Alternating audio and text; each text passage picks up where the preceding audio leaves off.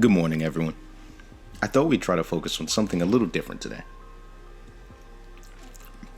I'm thinking about a member of the Legion of Boom. And depending on how you feel about him, one of the most important and instrumental members of the team, and why his career ended as unceremoniously as it did. But before we get into it, let's cue the intro. What's coming? It's picked up. Hurts going deep. Has him in. He uses a fingertip catch for a touchdown. Oh, plenty of time, and the pass is caught by Smith. End zone. Caught. Touchdown, Devontae Smith. For Hurts on that drive. If you haven't figured it out by the thumbnail already, I don't know what my editor put there. Now, say my name. Guacamole. You're damn right. I'm talking about Earl Thomas. And by the end of this video, hopefully I've convinced you that he is the linchpin of most sinister villains of all time. A Legion of Doom. While I do want to keep this video as lighthearted as possible, there are just parts of his career that aren't as great, so there are lowlights. And I will share a brief light on those when we get to them. Not only was he a young prospect going into the draft, he was 20 years old at the time. He ran a 4.37 at Texas's Pro Day. And according to Mel Kiper Jr., he was not only a top-ranked safety in the draft class, listed as number 2, he was also the second-ranked cornerback in his class. Oh my God. I've probably watched 300 to 400 snaps apiece. And in my opinion, Earl Thomas is the most instinctive free safety I've seen on tape in 5 or 6 years.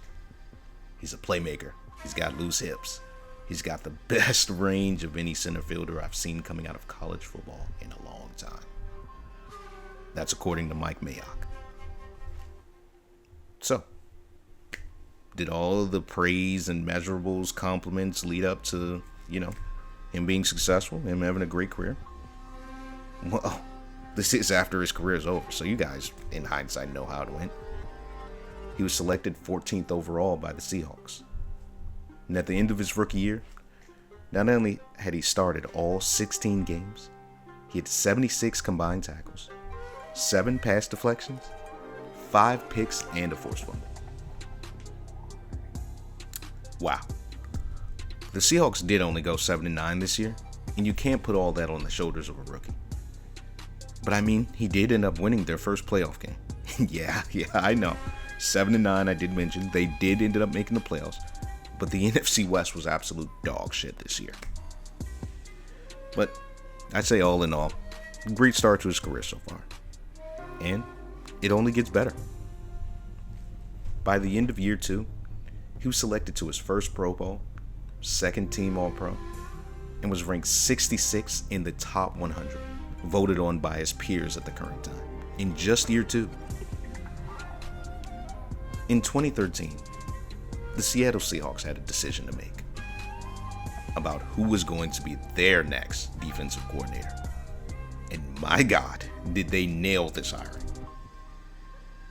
I believe Gus Bradley at the time went on to coach Jacksonville, so they ended up hiring Dan Quinn, who at this point in time wasn't a household name, but he is the one who ends up getting the job and creating the Legion of Boom. He made the decision to keep Cam and Earl together as starters. I mean, who wouldn't?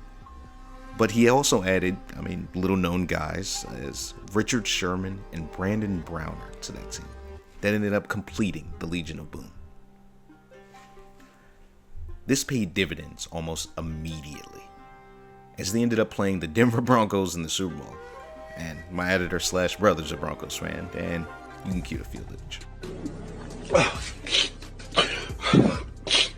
We know how that worked out. I could go on and give you the whole rundown year by year of how his career went, but this video isn't just a documentary of how his career went. It was to show why he was the linchpin, or what enabled the defense to be as great as it was. And I believe he was the main factor. He wasn't an imposing figure by any means. That was Brandon Browner or Cam and Sherm's job. They were all at a minimum 6'2".